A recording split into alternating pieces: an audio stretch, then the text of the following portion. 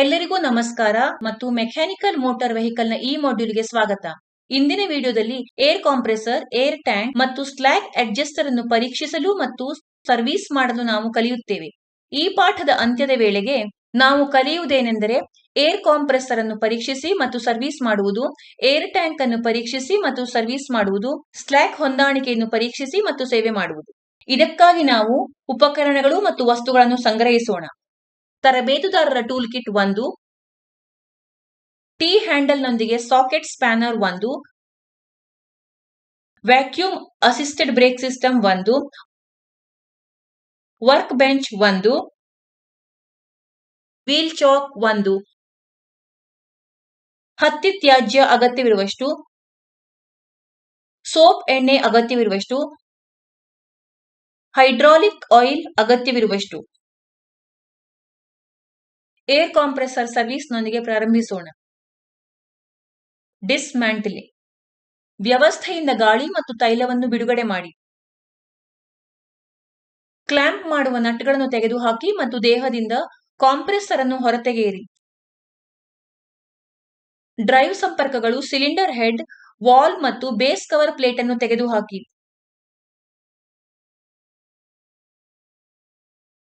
Crank shaft ಅನ್ನು ತಿರುಗಿಸಿ ಮತ್ತು ಪಿಸ್ಟನ್ ಅನ್ನು ಕೆಳಗಿನ ಸ್ಥಾನಕ್ಕೆ ತನ್ನಿ. ಲಾಕ್ ಪ್ಲೇಟ್ ಅನ್ನು ಅನ್ಲಾಕ್ ಮಾಡಿ ರಾಡ್, ಬೋಲ್ಟ್ಗಳನ್ನು ಮತ್ತು ಬೇರಿಂಗ್ ಕ್ಯಾಪ್ ಅನ್ನು ಶೆಲ್ನೊಂದಿಗೆ ಸಂಪರ್ಕಿಸುತ್ತದೆ. Piston, ring, connecting rod, end cover ಮತ್ತು ಕ್ರ್ಯಾಂಕ್ ಶಾಫ್ಟ್ ಅನ್ನು ತೆಗೆದುಹಾಕಿ.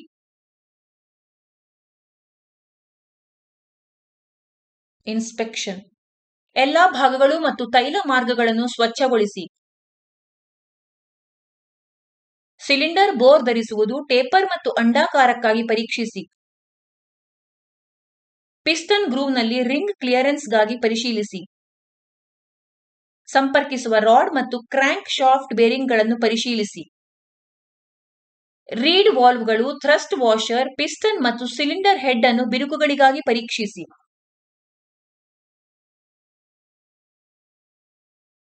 ಅಸೆಂಬ್ಲಿ. ಕ್ರ್ಯಾಂಕ್ ಶಾಫ್ಟ್ ಮತ್ತು ಥ್ರಸ್ಟ್ ವಾಷರ್ ಅನ್ನು ಸಿಲಿಂಡರ್ ಬ್ಲಾಕ್ನಲ್ಲಿ ಇರಿಸಿ. Oil seal end cover gasket ಅನ್ನು ಬದಲಾಯಿಸಿದ ನಂತರ ಕಾಂಪ್ರೆಸರ್ ಬಾಡಿಯನ್ನು ನಿವಾರಿಸಲಾಗಿದೆ. ಪಿಸ್ಟನ್, ಕನೆಕ್ಟಿಂಗ್ ರಾಡ್ ಮತ್ತು ಪಿನ್ಗಳನ್ನು ಜೋಡಿಸಬೇಕು.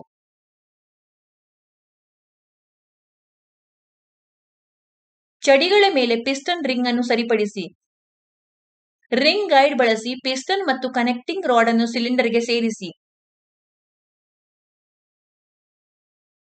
ವಾಲ್ವ್ ಪ್ಲೇಟ್ನಲ್ಲಿ ಡೆಲಿವರಿ ವಾಲ್ವ್ ಅನ್ನು ಹೊಂದಿಸಿ. ವಾಲ್ವ್ ಪ್ಲೇಟ್ ಅನ್ನು ಹಿಮ್ಮುಖಗೊಳಿಸಿ ಮತ್ತು ಇನ್ಲೆಟ್ ರೀಡ್ ವಾಲ್ವ್ ಅನ್ನು ಸರಿಪಡಿಸಿ. ಹೊಸ ಗ್ಯಾಸ್ಕೆಟ್ನೊಂದಿಗೆ ಸಿಲಿಂಡರ್ ಹೆಡ್ ಮತ್ತು ವಾಲ್ವ್ ಪ್ಲೇಟ್ ಅನ್ನು ಜೋಡಿಸಿ. ಗ್ಯಾಸ್ಕೆಟ್ ಮೇಲೆ ಗ್ರೀಸ್ ಅಥವಾ ಎಣ್ಣೆಯನ್ನು ಅನ್ವಯಿಸಿ.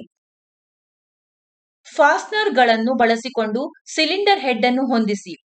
ಬಾಡಿಯ ಕೆಳಭಾಗದ ಕವರ್ ಅನ್ನು ಹೊಂದಿಸಿ ಮತ್ತು ಎಂಜಿನ್ನೊಂದಿಗೆ ತ್ವರಿತವಾಗಿ ಸರಿಪಡಿಸಿ.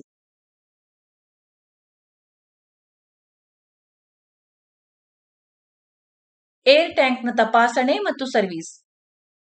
ಡ್ರೇನ್ ಏರ್ ಪ್ಲಗ್ ಅನ್ನು ತೆಗೆದುಹಾಕಿ, ಏರ್ ಲೈನ್ಗಳನ್ನು ಸಂಪರ್ಕ ಕಡಿತಗೊಳಿಸಿ ಮತ್ತು ಆರೋಹಿಸುವ ಬ್ರಾಕೆಟ್ ಅನ್ನು ತಿರುಗಿಸಿ.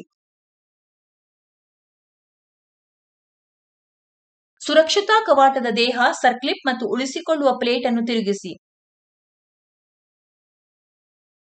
ಬಾಲ್ ಮತ್ತು ಸ್ಪ್ರಿಂಗ್ ಅನ್ನು ಹಿಂತೆಗೆದುಕೊಳ್ಳಿ. ಬಿರುಕುಗಳಿಗಾಗಿ ಪರೀಕ್ಷಿಸಿ ಮತ್ತು ಅಗತ್ಯವಿರುವಲ್ಲಿ ಪುನಃ ಬೆಸುಗೆ ಹಾಕಿ.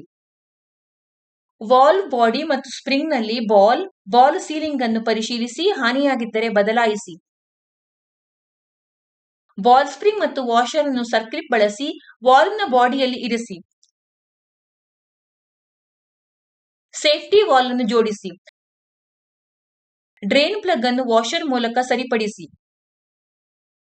ಟ್ಯಾಂಕ್ ಅನ್ನು ಆರೋಹಿಸಿ ಮತ್ತು ಏರ್ ಲೈನ್ಗಳನ್ನು ಸಂಪರ್ಕಿಸಿ. ಎಂಜಿನ್ ಅನ್ನು ಪ್ರಾರಂಭಿಸಿ ಮತ್ತು ಸೋರಿಕೆಯನ್ನು ಪರಿಶೀಲಿಸಿ. ಸ್ಲ್ಯಾಗ್ ಅಡ್ಜಸ್ಟರ್ನ ತಪಾಸಣೆ ಮತ್ತು ಸರ್ವಿಸ್. ಕ್ಯಾಮ್ ಶಾಫ್ಟ್ನಿಂದ ಕ್ಲ್ಯಾಂಪ್ ತೆಗೆದುಹಾಕಿ. ಕ್ಲೆವಿಸ್ ಅನ್ನು ತೆಗೆದುಹಾಕುವ ಮೂಲಕ ಯೋಕ್ ಮತ್ತು ಪುಷ್ ರೋಡ್ ಅನ್ನು ಸಂಪರ್ಕ ಕಡಿತಗೊಳಿಸಿ. ಸ್ಲ್ಯಾಕ್ ಅಡ್ಜಸ್ಟರ್ ಅನ್ನು ಹೊರತೆಗೆಯಿರಿ. ಕವರ್ಗಳಲ್ಲಿ ರಿವೆಟ್ಗಳನ್ನು ತೆಗೆದುಹಾಕಿ ಮತ್ತು ಬೆಣೆ ಪ್ಲಗ್ ಅನ್ನು ತೆಗೆದುಹಾಕಿ.